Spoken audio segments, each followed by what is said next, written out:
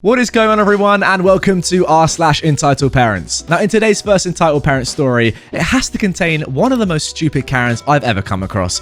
This Karen believes that evolution, evolution doesn't exist. It's not real. She doesn't believe in science. It's all made up, apparently. Let's get into the story. Karen doesn't believe in evolution. This is a very short story. About 5 or so years ago, I went to a church service for a week in a medium-sized city in southern Ontario. I was in the service at that time because my mother's side lived in the city we were visiting. Anyways, on to the story. On about the third or fourth day, we were discussing animals. We talked about all creatures, like alligators, cats, etc. I then asked one of the explainers, Karen, what about evolution? The Karen swiftly and loudly proclaimed, I don't believe in evolution. I don't really remember what happened next though, but it was probably crying, as I had and still have minor anxiety. Anyways, thank you for reading. That's it. Oh, okay then. So, Karen doesn't believe in evolution, the thing that is scientifically proven. I'm not going to, attempt to argue with a Karen about her stupid opinions. I'm just going to leave her alone and hopefully never see her in the wild or go anywhere near her or hear from her again, because that, mind-blowing. Not really much more for me to say about this post, is there, guys? I'm just going to move on to the next one. Now moving on to our next post. Entitled people plus sausages to the face plus anxiety overload. That is an interesting title. First time I've reached stress level 10 in public today, and I politely/passively aggressively lost my head.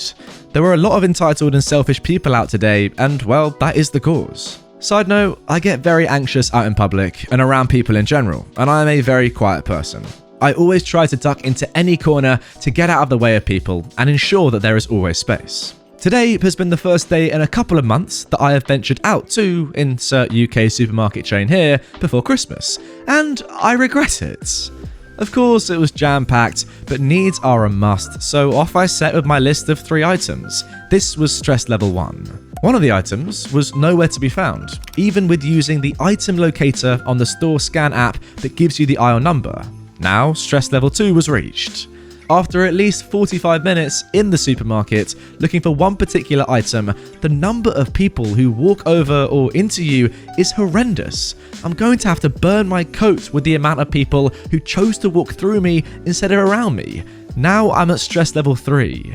From people standing in the middle of the aisle talking without masks and taking up all the room and touching every frickin' item on the shelf, to people just going out of their way to cause accidents by either walking head down on their phone or just frickin' stopping without warning or driving their trolley into you, it was horrendous. Stress level 4. Also, social distancing is non-existent. Stress level 5. I just got to locating one final item, and out of nowhere, boxes of pigs in blankets come flying at my face. Now, for non-UK people, pigs in blankets are small sausages wrapped in bacon, and can I just say, they're bloody delicious. It was purely an accident by an employee who lost grip of them, but quite frankly, I was already stressed with people being too close and touching me no matter how hard I tried to avoid them. I was not amused, but I said, don't worry, they got away from you. And I saw 4 dozen sausages flying at my face as a sign to pay and go. I was at stress level 7 now. Thankfully, I had taken the initiative and used the scan and pay app on my phone, which means I could bag my items as I shopped and checked out at the completely empty, dedicated checkouts, whilst every other checkout was rammed full with at least 5 to 10 people queuing at each one. Yes, something good. Stress level back down to level 6 at this point. From there, I decided to check out a couple more shops to see if I could find that one last item. I never did, but I did find one of the local crazies running around the aisles, spraying deodorant cans in the air, screaming something about how he was in prison for armed robbery. Yeah, time to leave this shop, stress level 9. And on to the next, where I had the obligatory queue jumper step right in front of me to get served next, at which point I totally lost my head and loudly but non-aggressively/calmly said, "You go right ahead, it's not a problem whatsoever, it's fine." And then I put the item back and walked out. Stress level 10 finally was achieved. So apparently I go to passive aggressive mode when triggered into an anxiety breakdown in public. I never tried to be rude to anyone, but quite frankly, my patience at that point was gone and stress levels were through the roof. This is exactly why I don't leave the house. Now, please excuse me while I prepare for hibernation. Oh, what a lovely little story. I mean, I say lovely. It doesn't sound that enjoyable to, actually partake in and get to stress level 10, a stress level that I personally didn't even know existed. Pretty crazy stuff that I've learned today. But yeah, it was enjoyable to read, well written, and yeah, nice pacing. I really enjoyed that one. Well done, OP. I do have to say though that, I know this is going out on Boxing Day, but me recording right now, it's actually Christmas Eve. And I've been out shopping. Well, I went out yesterday, and bloody hell, it is very busy. So yeah, I can imagine, especially if you have anxiety or you are particularly bad when it comes to big crowded situations, it must be a horrible experience. Yeah, not very funny at all, although this story was quite enjoyable, I'm not going to lie, for me to read. Now moving on to our next post, entitled Mother with 3 teenage/adult kids cuts line of 25 plus waiting customers, causes scene, and then leaves kids stranded. Oh boy. This happened a few minutes ago. I'm currently in the car with my own mother on the way home from witnessing a very surreal scene. It's the night before Christmas Eve. We went to Sam's Club. Lots of people, some not wearing masks like the buttholes they are. Shopping was fine despite the hustle and bustle. If you're unfamiliar with Sam's Club, whether you do the scan and go, self-checkout on your phone, or use the registers, you must show proof of purchase before leaving. Of course, there was a long line, but no biggie. The woman verifying receipts was quick and efficient. My mum and I finally reached the front of the line. Some people had a ton of stuff, and getting them through took longer, but we only spent a few minutes in line before getting to the front. Got to the front, second in line, and we suddenly saw a herd of people with a cart full of stuff. It was an older woman and 3 teenagers or young adults, one of whom had a service dog. The nice woman verifying receipts asked if they'd been scanned yet. All heck broke loose. The employee said, "Has someone scanned your receipts?"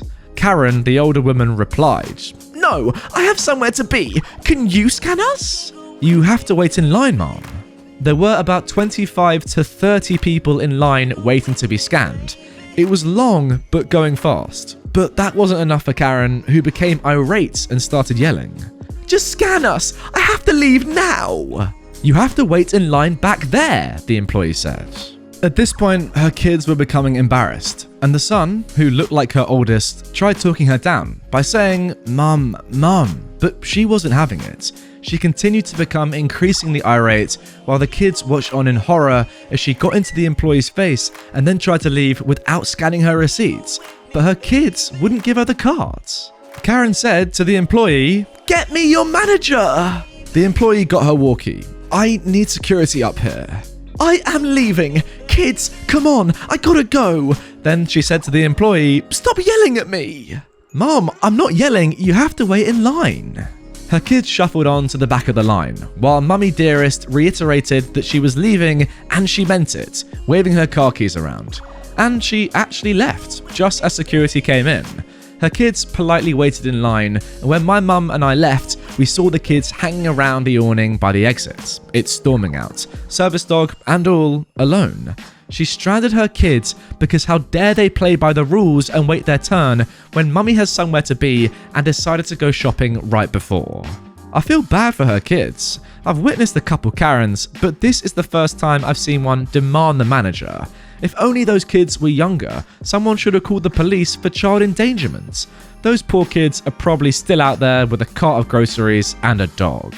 I mean, surely at that point, when you're a Karen, right, or just when you're a mum in general, and you're doing something that you know in your heart of hearts is wrong, / embarrassing, / really toxic, at that point when your kids are like, Mum, come on, this is way too far. Surely then you're like, you know what, yeah, you're right. Why does she carry on despite all her kids telling her to her face that she shouldn't be doing this and she should get to the back of the line like everybody else? Doesn't matter what you've got later on in your day. Everyone in a queue is even, first come, first served. But no, she's just like, I don't care about you kids. I'm going to leave you here. I'm going to go and do my stuff on my own. And yeah, see you at home, I guess. I don't know how you're going to make it back, but hey, I'll see you there. Like, I don't understand the logic there at all. But yeah, I mean, I'm just thankful that her kids are not as entitled as she is. In fact, they're not really entitled at all, because even if they were just a little bit entitled, you presume they would probably just go along with their mum and probably, shout at the employees as well. But no, they did the exact opposite, like good kids, like good adults, and yeah, clearly they have not taken a leaf out of their entitled Karen mum's book, and they are better people than Karen will ever be. Now moving on to our final post. My parents never told me about my lactose intolerance. Basically, as the title says, my parents just never decided to inform me that I was lactose intolerant. As a child, I never liked milk, and cheese and yogurt were always iffy. The pediatrician was always extremely concerned about my calcium intake because I was borderline underweight and kind of brittle. My mum and grandma always fudged the truth with our pediatrician, as they were very obsessed with the image of being perfect parents. Ha! So as I get older, I start noticing that every time I drank chocolate milk, I got horrible heartburn that wouldn't go away with any form of heartburn medicine. It was a running joke in my family that I have mutant medicine resistant heartburn. Now, in my family, you don't go to the doctor unless something is broken or you're dying. Anything else is seen as weakness or an annoyance, so nothing is done about my mutant heartburn. Eventually, my mum gets annoyed by me constantly complaining about heartburn and gets me Lactaid, while dropping, "Oh yeah, you had to be on soy formula because you weren't gaining weight the first 2 months of your life on normal formula, and CPS was almost called." Cool. No, yeah, love that. Pure and simply, why not just tell your kid they're lactose intolerant? That is actually probably the most baffling post I've ever read, because you have literally nothing to gain by not telling your kid they're intolerant to lactose, but so much to lose by not telling them. For example, they're going to suffer with severe heartburn for a long period of their life when it could so easily be avoided. Guys, do you ever think to yourself, like, what is this? You know, what have I just read? What have I just heard? What have I just witnessed, in fact? Strange. Really, really strange. I've got nothing more to say other than the fact that is odd. Not telling a kid they're lactose intolerant. Why? Just why? Plain and simple, why? If you've got a solution / reason as to why a parent may possibly not tell their kid they're lactose intolerant, saving them from a lot of pain for a number of years, please feel free to comment down below, and I'll go down there and read them all and think to myself, oh, that is why you don't tell your kid they're lactose intolerant. It all makes sense now. But I doubt any of you are going to comment anything because it just doesn't make sense, clearly. Anyway, that'll do. So guys, that is going to do it for this episode of Entitled Parents. Are any of you lactose intolerant you didn't know? I doubt it. I really do.